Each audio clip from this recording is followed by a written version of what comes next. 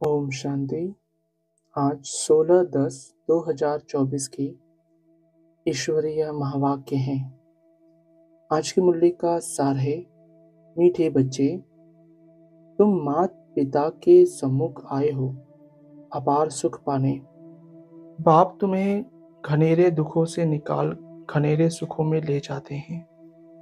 आज का प्रश्न, एक बाप ही रिजर्व में रहते हैं, पुनर्जन्म नहीं लेते हैं, क्यों?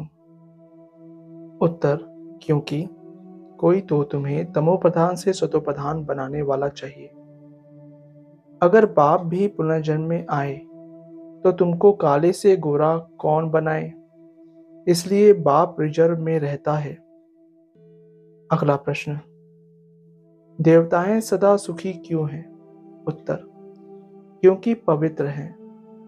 पवित्रता के कारण उनकी चलन सुधरी हुई है। जहां पवित्रता है वहां सुख शांति है। मुख्य है पवित्रता। आज की मुरली से मुख्य पॉइंट्स। अभी तुम समझते हो हम उस परमपिता परमात्मा माता पिता के सामने बैठे हैं। जानते हो हम 21 जन्मों के लिए स्वर्ग की बादशाही प्राप्त करने के लिए ही यहाँ आते हैं। अगली पॉइंट, मुख्य है पवित्रता की बात। पवित्रता के सिवाय पीस और प्रॉस्पेरिटी मिल नहीं सकती। इसमें चलन बहुत अच्छी चाहिए। मनुष्य की चलन सुधरती है पवित्रता से। पवित्र है तो उनको देवता कहा जाता है। अगली पॉइंट, बाबा कहते हैं सिवाय पवित्रता के शांति कभी हो न सके। पहली मुख्य है ही पवित्रता की बात। पवित्रता से ही सुधरी हुई चलन होती है। पतित होने से फिर चलन बिगड़ती है। अगली पॉइंट, बाप कहते हैं काम महाशत्रु है, इन पर जीत पहनो। इन पर जीत पाने से ही तुम पवित्र बनेंगे। तुम जब पवित्र सतोप्रधान थे तो शांति थी, सुख भी था। तुम बच्चों को अब याद आई है, कल की तो बात है।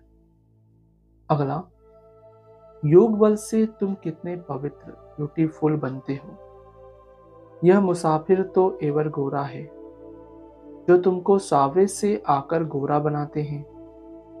वहां नेचुरल ब्यूटी होती है, खूबसूरत बनाने की दरकार नहीं रहती। अगली पॉइंट, बाप समझाते हैं मीठे मीठे बच्चों, सुदर्शन चक्र की तो देवताओं को दरकार नहीं। वह क्या करेंगे शंख आदि। सुदर्शन चक्रधारी तुम ब्राह्मण बच्चे हो, शंख ध्वनि भी तुमको करनी है। अगला, तुम नॉलेज सुनाते हो बाप आया हुआ है इस सृष्टि से पाप आत्माओं का बोझ उतारने के लिए। यह तो गायन भी है ना। बाप आते हैं एक धर्म की स्थापना और अनेक धर्मों का विनाश करने। अगली पॉइंट, बाप कहते हैं मेरे लाडले बच्चे, तुम हमारे साथ घर में रहते थे ना। तुम भाई भाई थे ना। सब आत्माएं थी, शरीर नहीं था।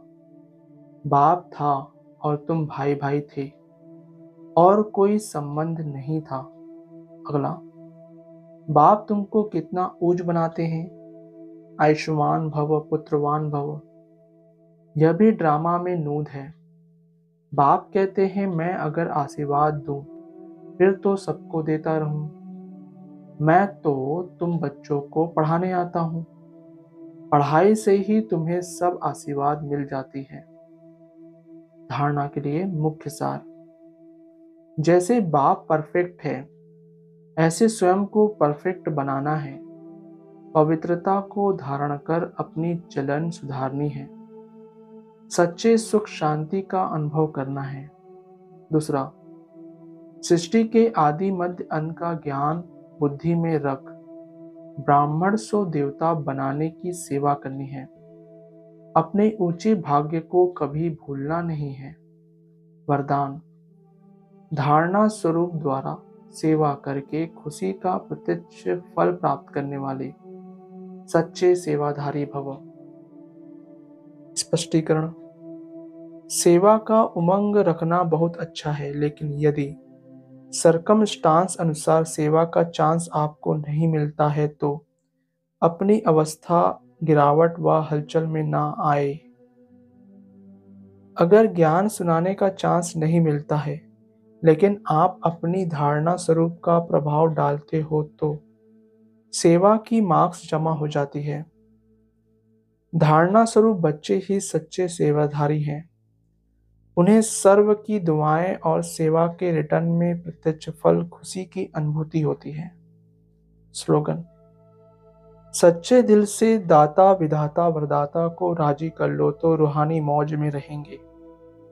सच्चे दिल से दाता विधाता वरदाता को राजी कर लो तो रूहानी मौज में रहेंगे। अच्छा, ओम शांति मीठे बाप दादा। ओम शांति ब्राह्मण परिवार। ओम शांति।